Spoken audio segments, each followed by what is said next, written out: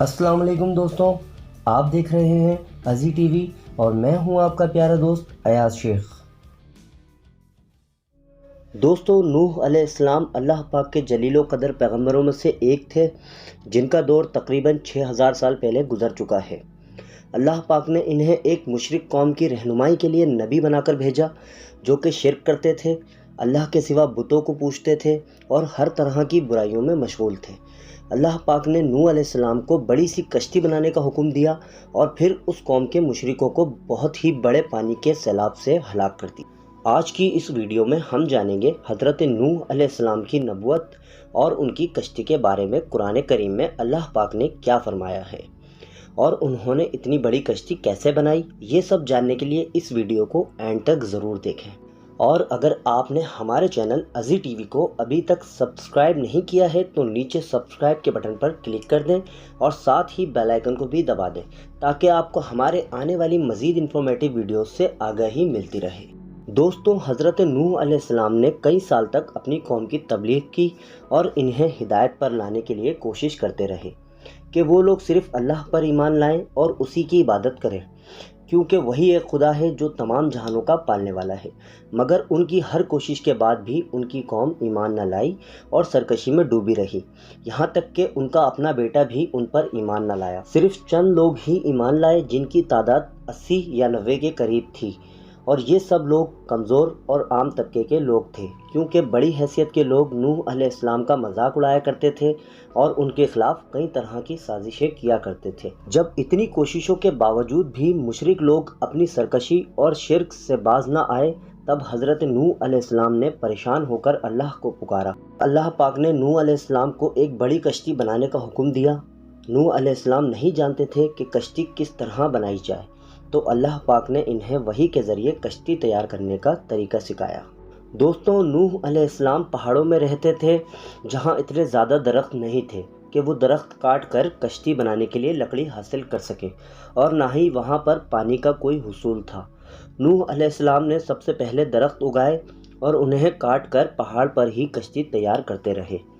फिर नूह अलैहिस्सलाम बड़े बड़े लकड़ी के तख्ते बनाते और लोहा लाते, फिर लोहे से किल बनाकर तख्तों में ठोकते और आपस में जोड़ देते।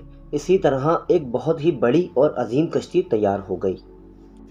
अब एक बात यह है जिसे दिमाग कबूल नहीं करता कि उस दौर में इतनी बड़ी कश्ती बनाना मुश्किल नहीं, नामुमकिन था, और वो भी किसी एक अकेले शख्स के लिए तो मुमकिन ही नहीं था। तो नूह अलैहिस्सलाम ने ये कश्ती कैसे तैयार की होगी? ज़ाहिर है इसमें अल्लाह पाक की गैबी मदद शामिल होगी, और शायद अल्लाह पाक ने नूह अलैहिस्सलाम की मदद के लिए फ़रिश्तों को भेजा हो।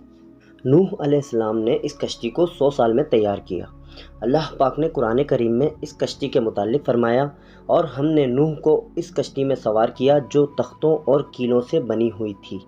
नूह अलैहिस्सलाम दावत का काम छोड़कर कश्ती बनाने में मसरूफ़ हो गए थे। जब इनकी कौम के मुशरिक लोग इन्हें देखते तो इनका मजाक उड़ाते थे और कहते थे कि क्या ये कश्ती खुशकी पर चलेगी, क्योंकि हमें तो आसपास यहाँ कहीं पानी नज़र नहीं आता। दोस्तों, रिवायत के मुताबिक इस कश्ती की ऊंचाई 900 फुट थी और ये आम कश्तियों की तरह ऊपर से खुली हुई नहीं थी।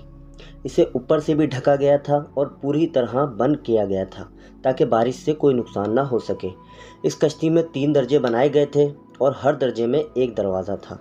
अल्लाह पाक ने इस पूरी मुशरिक कौम को सैलाब के ज़रिए हलाक करना था, लिहाजा सैलाब के आने की खबर के लिए एक तंदूर उबलने की निशानी हज़रत नूह अलैहिस्सलाम को अल्लाह की तरफ से बता दी गई, ताकि नूह अलैहिस्सलाम इस निशानी को देखकर फ़ौरन समझ जाएं और तमाम जानवरों और ईमान लाने वालों के साथ इस कश्ती में सवार हो जाएं।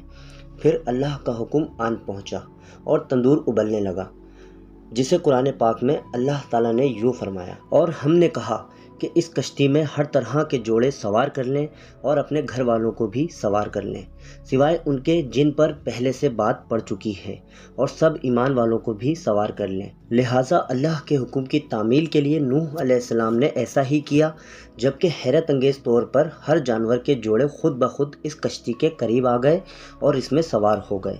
फिर अल्लाह के हुक्म के मुताबिक शदीद बारिशों का सिलसिला शुरू हुआ और ज़मीन से चश्मे उबलना जारी हो गए और ज़मीन पर मौजूद हर चीज़ गर्क हो गई। दोस्तों, यहाँ एक बात काबिल ज़िक्र है کہ اللہ پاک نے نوح علیہ السلام کی اہل و عیال کی سلامتی کا وعدہ کیا تھا، مگر آپ کا بیٹا جو مشرک ہی رہا وہ اس سیلاب میں غرق ہو گیا۔ جب نوح علیہ السلام نے اس بارے میں اللہ سے سوال کیا تو اللہ پاک نے ارشاد فرمایا، اے نوح، وہ تیرے اہل و عیال سے نہ تھا کیونکہ وہ کافر تھا۔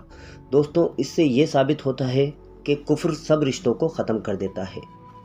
یہ کشتی کوہ جودی کے مقام پر آ کر ٹھہر گئی تھی اور طوفان اللہ کے حکم سے تھم گیا تھا اور آہستہ آہستہ پانی خشک ہو گیا۔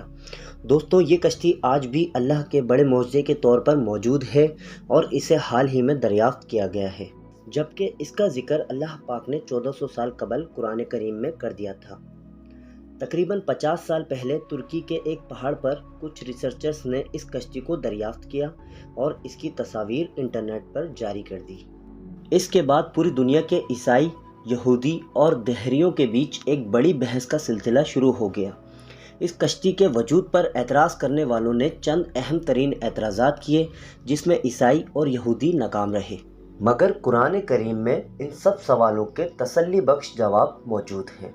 سائنسدانوں اور دہریوں نے پہلا سوال یہ اٹھایا کہ بنا کسی ٹیکنالوجی کے 6000 سال پہلے اتنی بڑی کشتی بنانا کیسے ممکن ہے جس نے مہینوں تک سمندر میں سفر کیا ہو اور تباہ نہ ہوئی ہو۔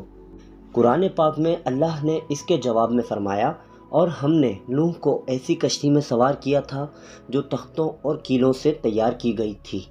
دوستو، حال ہی میں سائنسی ریسرچ کے دوران اس کشتی سے پرانی لکڑی اور دھاتی کیلوں کے آثار ملے ہیں جو قرآن پاک کی اس آیات کے سچے ہونے کی گواہی دیتے ہیں۔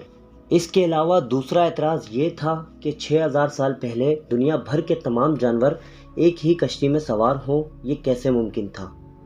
قرآن پاک میں اس اعتراض کا جواب بھی اللہ پاک نے یوں ارشاد فرمایا ہے، اور جب ہمارا حکم آ پہنچا تو تندور ابل پڑا، تو ہم نے کہا کہ ہر قسم کے جانور کا ایک جوڑا کشتی میں سوار کر لو۔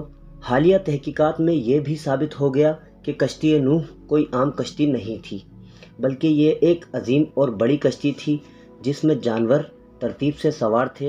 یہ کشتی اتنی بڑی تھی کہ اس میں 500 ریل کے ڈبے سوار ہو سکتے تھے، جبکہ اس میں 25,000 جانوروں کی گنجائش تھی۔